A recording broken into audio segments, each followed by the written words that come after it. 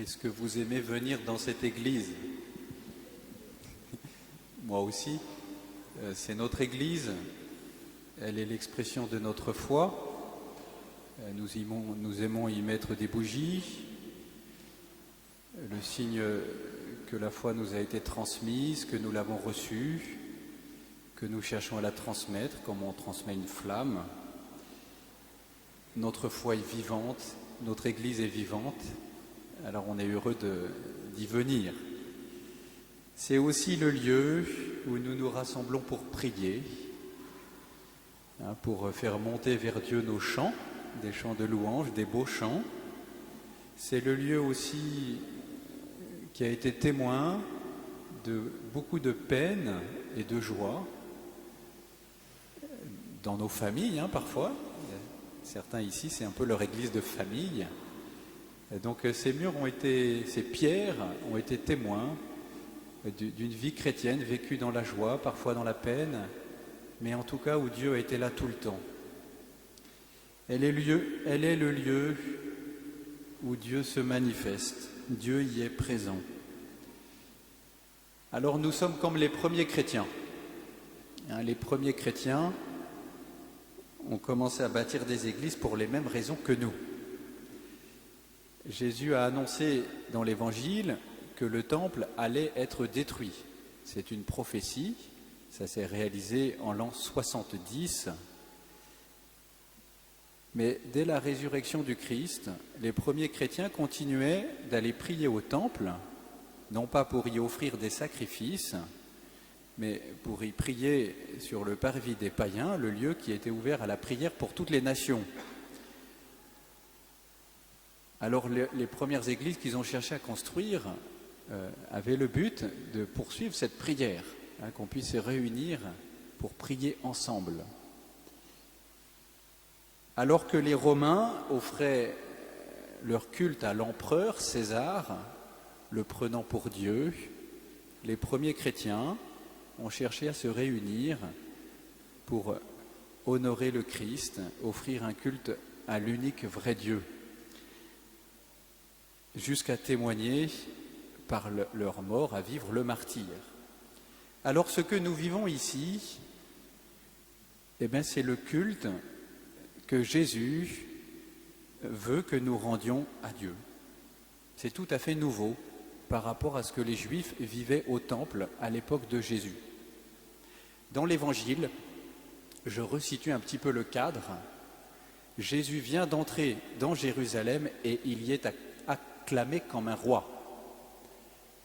Et peu de temps après notre passage, Satan entre dans Juda et c'est le début du temps de la Passion. Entre ces deux moments, Jésus passe sa journée à enseigner dans le temple et la nuit, il va prier au jardin des Oliviers. Alors qu'est-ce qui se passe quand il enseigne dans le temple?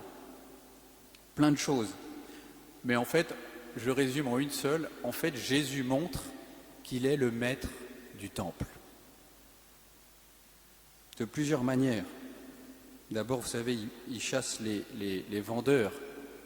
Il purifie le temple en arrivant. Et puis après, alors que les grands prêtres, les scribes, les anciens lui demandent « Mais par quelle autorité tu fais cela ?» Et Jésus affirme son autorité. Il cite cette parole de l'Écriture, « La pierre qu'ont rejetée les bâtisseurs est devenue la pierre d'angle. » Cette parole, ça normalement, parlait d'Israël, qui était le plus petit de tous les peuples et qui a été rejeté, mais que Dieu a choisi. Et le Christ dit que ça parle de lui. C'est Jésus qui est cette nouvelle pierre sur laquelle nous sommes fondés. Et puis face aux Sadducéens, à nouveau il affirme son autorité, on lisait ça dimanche dernier, à propos de la résurrection des morts. Enfin arrive une veuve qui vient poser 2 piécettes dans le tronc du trésor du temple et Jésus reconnaît la valeur de son offrande. Il dit « Elle a donné plus que tous les autres ». C'est-à-dire que Jésus reconnaît la grandeur de ce qu'elle a donné. En fait, c'est Jésus qui est capable de reconnaître la valeur des sacrifices qui sont offerts à Dieu. Il est le véritable maître dans ce lieu où il se trouve à ce moment-là, le temple. Alors Jésus annonce la destruction de ce temple, qui pourtant est beau.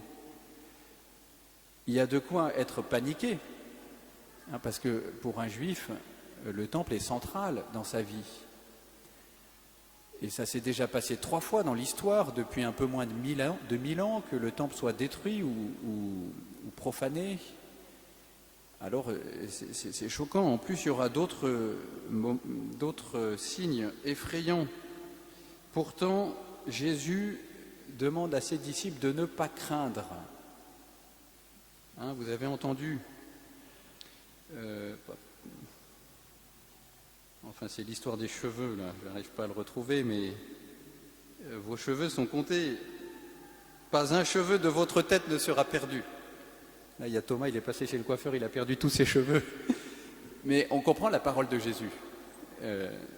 Pas un cheveu de votre tête ne sera perdu. Et pourquoi Jésus dit cela? Alors qu'il y a des événements douloureux qu'il annonce. Il dit cela précisément dans le temple, parce qu'il y a une manière nouvelle par laquelle Dieu va être présent à nos côtés. Dans l'Évangile selon saint Jean, il est dit que Jésus dit « Détruisez ce temple et en 3 jours je le relèverai ». En fait, il parlait de sa mort et de sa résurrection. C'est-à-dire que cette présence nouvelle de Dieu, qui fait qu'on n'a pas à craindre, parce que l'Esprit Saint va nous être donné, dans cette Église, qui est un peu un nouveau temple, elle nous est donnée.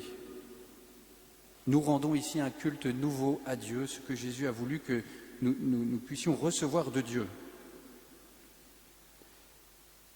Alors, c'était la seule chose que je voulais dire aujourd'hui. En fait, en venant à la messe, nous vivons ce que Jésus... Nous permettons à Dieu de nous donner ce que Jésus a voulu nous donner. Donc on peut être heureux.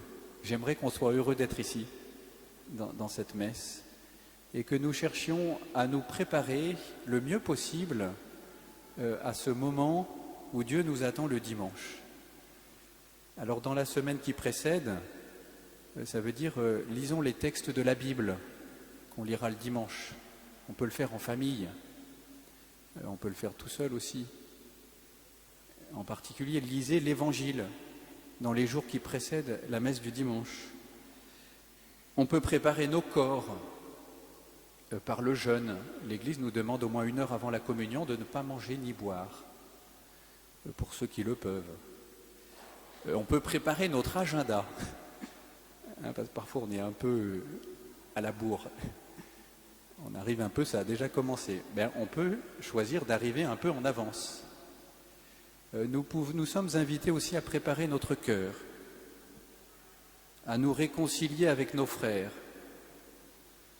C'est le moment de dire pardon à notre mari, notre femme, nos enfants, nos frères et sœurs, avant de venir à la messe. Et pour les péchés les plus graves, il est indispensable que nous puissions, pour bien nous y préparer, recevoir le pardon de Dieu dans le sacrement de réconciliation, la confession.